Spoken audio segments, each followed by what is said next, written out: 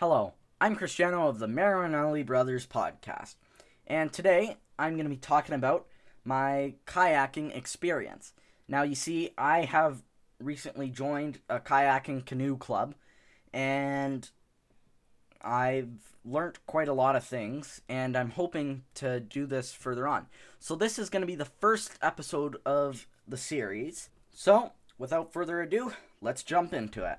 Alright, so on my first day, I didn't have any experience whatsoever with kayaking. I mean, I had gone on a smaller nearby lake in a recreational kayak, which are pretty hard to tip, but I'd never gone in a racing kayak.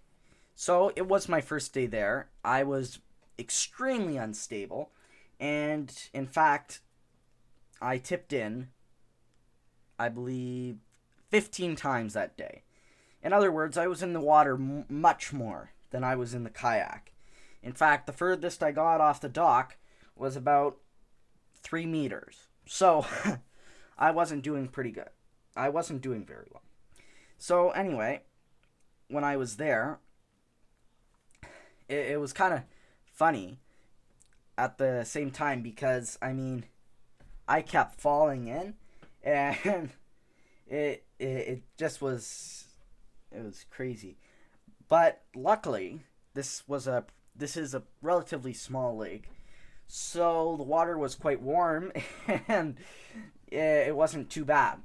But still, luckily I have a pretty good sense of humor. Thankfully, I got a lot of help, apart from getting me the right boat, of course. But you know what? We all make mistakes. From the instructors at the Richmond Hill Canoe Club. It's for all the GTA, but it's located on Lake Wilcox. I did a video on that, but they helped me out quite a lot, and they are probably the best kayak/canoe club in Ontario, and probably one of the best in Canada.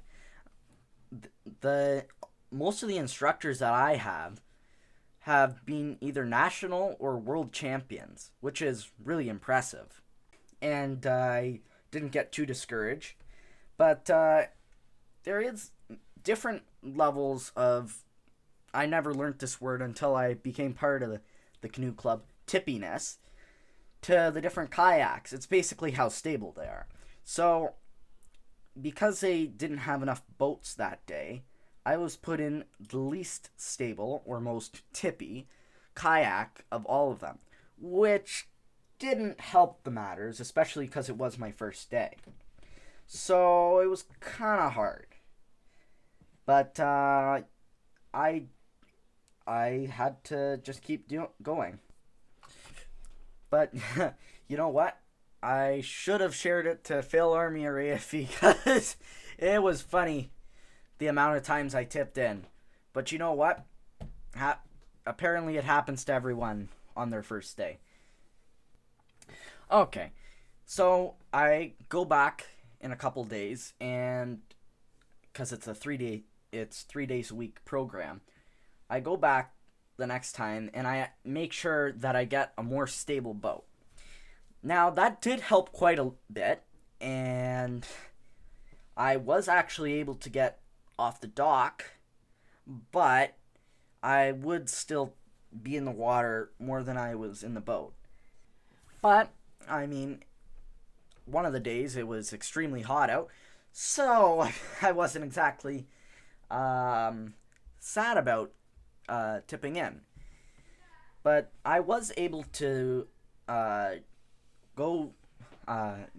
I think that I slowly but surely, for a few classes anyways, the progress was steady, and there was one place that I always seem to keep tipping.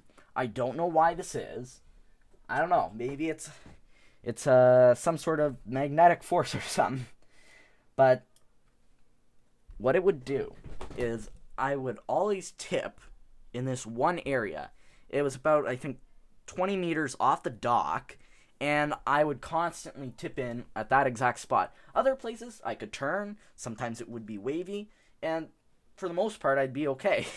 But this one spot, and it was, I swear, about 3 square meters, and I constantly tipped in it. I do not know why. But anyway, so it was, I felt pretty proud that I was actually able to get off the dock and paddle around. I mean, the other kids, at least most of them, had been doing it for quite a long time, so they did have an advantage. Some of them would actually tip in, but I mean, they had been doing it for, most of them have been doing it for at least a year before. So I was sort of, I think there was a couple other people that that it was their first year, but I sort of started a week late. And anyways, I still was doing, I was making progress. I mean, these guys were going all around the lake, and they were, I don't think they were doing races, but they were able to paddle. But I mean, I still had quite a bit of fun, and I think that during that time, I improved quite a lot. Okay then, thank you for watching this episode of the Marinelli Brothers podcast. Don't forget to subscribe, leave a like, hit the notification bell. That way you don't miss out on any of our future videos, because I will be doing more videos to the series. And make sure that if you are subscribed, comment down below that you are, and you know what? Tell us what you'd like to hear about next. Thank you for watching, and goodbye.